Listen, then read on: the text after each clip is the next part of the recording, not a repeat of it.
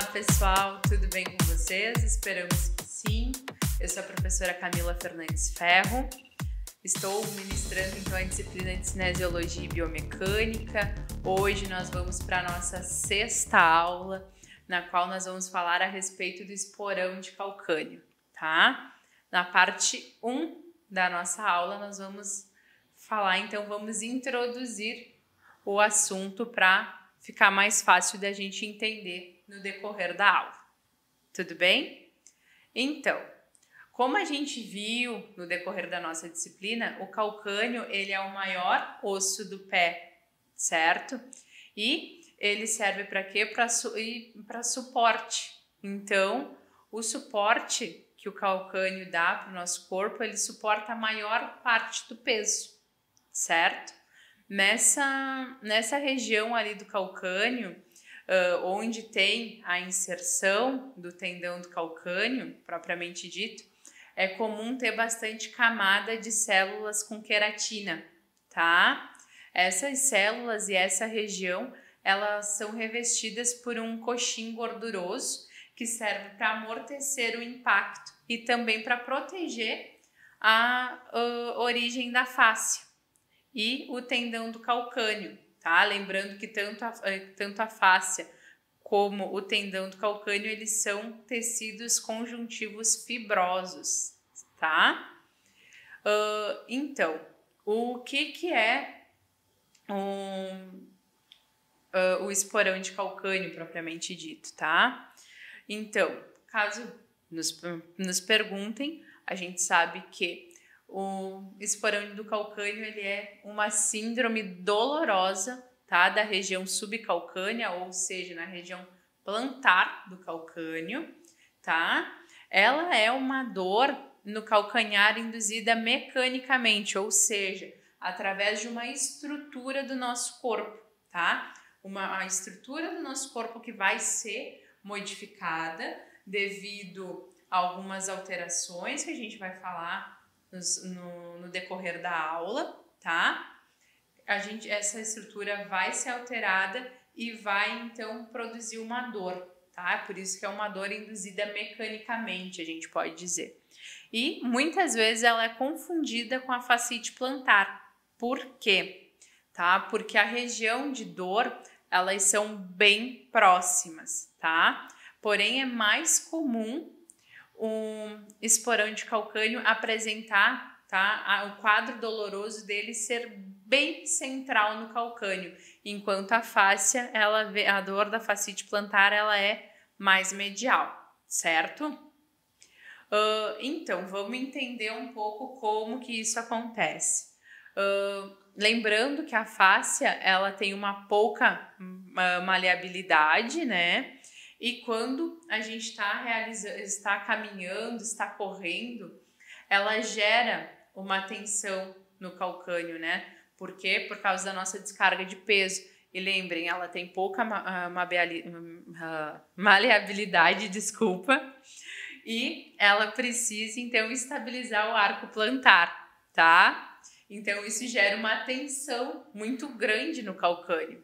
Daí, imaginem essa tensão grande, associadas a repetidas forças de tração e de descarga de peso. Isso de forma sucessiva e repetida. E a gente vai e tá bem, e a gente sabe como que é a correria do nosso dia a dia, trabalho, estudo, né? Tudo mais. Então, a gente acaba aumentando a frequência e a intensidade desse impacto, certo? E isso vai gerar, então, uma degeneração progressiva dessa região ali do calcânio, tá? E principalmente desse coxim gorduroso que está ali para proteger, né, o nosso pé, tá? Então, isso vai causar uma periostite por trauma. O que é uma periostite?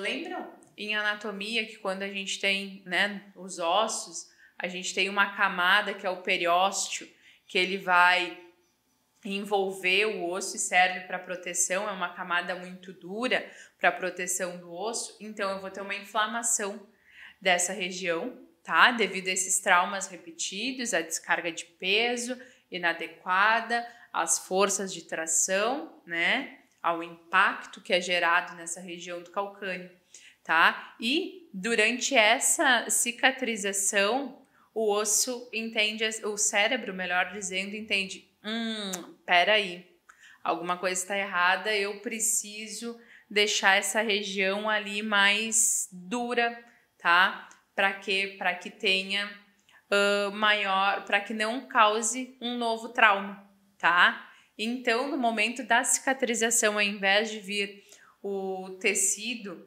né, que a gente tem ali na região, que é um tecido mais maleável, ele acaba calcificando o tendão, tá?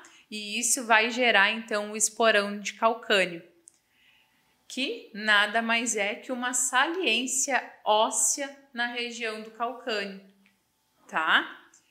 E assim como a fáscia, né, a fascite plantar, perdão, ele não tem uma causa específica, mas também acredita-se que é devido a alterações multifatoriais associadas a alterações biomecânicas, tá? E falando em fascite plantar, é muito comum que o indivíduo que tem o esporão de calcânio, ele apresente fascite plantar, tá? Porém, ainda não é possível afirmar que a fascite plantar é o que causa o esporão de calcânio, tá? Mas, também, em contrapartida, a gente não tem, em muitos casos, a identificação reversa. Ou seja, é comum o indivíduo que tem esporão de calcânio apresentar a fascite plantar, porém, não foi encontrado ainda, né? Muito difícil o indivíduo que tem fascite plantar apresentar o esporão de calcânio, certo? Então, gente, aqui no próximo slide, aqui no material, eu trago para vocês verem a identificação de onde é a dor do esporão de calcânio, certo? Pessoal, a parte 1 da nossa aula 6 nós encerramos agora. Na parte 2 eu vou falar sobre a etiologia, tá? E aguardo vocês lá.